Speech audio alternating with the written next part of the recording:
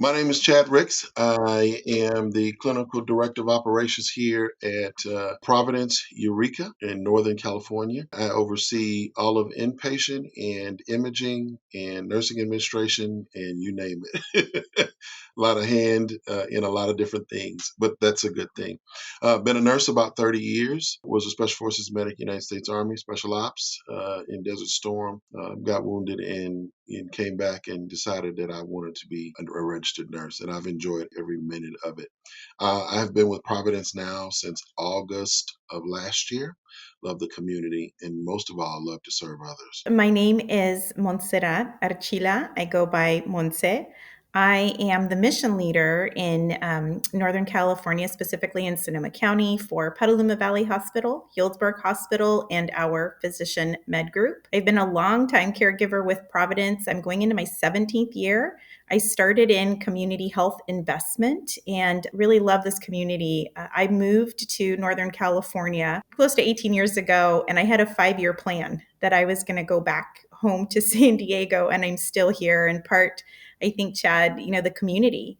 You find your community and you love your community, and it's really what's kept me here for all this time. We met back in February. It was our CHRO, Jean Ives, who said, I would really like you to participate in a crucial conversation on Black History Month. Would you be willing to do something like that? And I said, absolutely. And so then through her, she connected me to you, and we have a little bit of a Caribbean background. So the name Montserrat, you don't see very often. Now, I learned something from you because it's actually Spanish. There's a Caribbean island named Montserrat.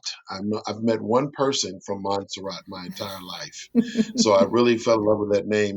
We were able to have a forum during Black History Month to talk about not sameness, but oneness in light of all the things that are going on in our country. And shortly thereafter, you said, hey, do you want to be a part of our diversity, equity, inclusion committee? And I said, absolutely, for the region. And we got involved with Providence's Associate Vice President of Diversity, Equity, Inclusion, who was doing her tour.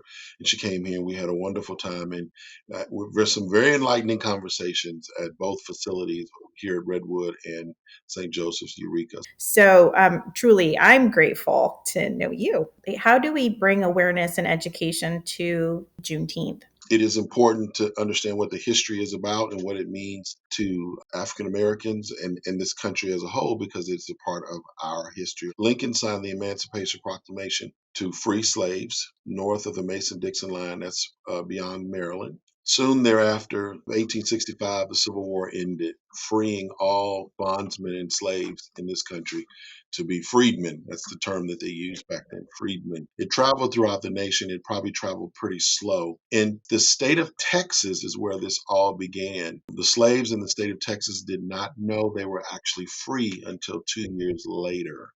So they were still in bondage, still in slavery until 2 years later, after the Civil War ended, did they find out about their freedom.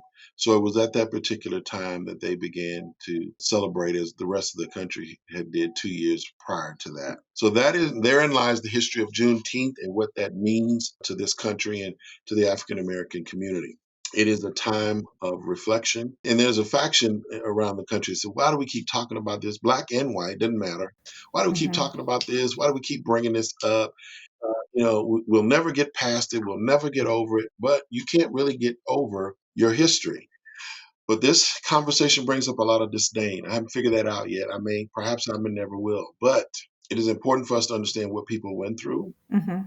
why they went through it, and to keep the history alive. As the old people say down south, if you know where you come from, then you Mhm. know where you're going. And Right. so that is the importance of understanding what the history is really all about. And so people celebrate those ancestors, the culture, the food, and it is a celebratory time because anytime someone in bondage has been set free, whether that be mentally, physically, spiritually, or otherwise, it is a time to celebrate. So what I do in my own house is talk to my children. I have 4 teenagers at home, and we talk about what this means, where it came from, why it was, and what we can Mhm. do to move forward. God didn't create us to walk in this life alone. He wanted us to walk together in fellowship and in friendship, and most of all, importantly, in love.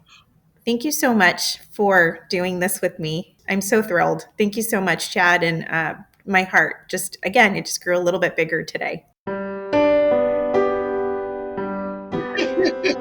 Well, thank you for inviting me. And I'm always at your service, at your disposal. Thank you.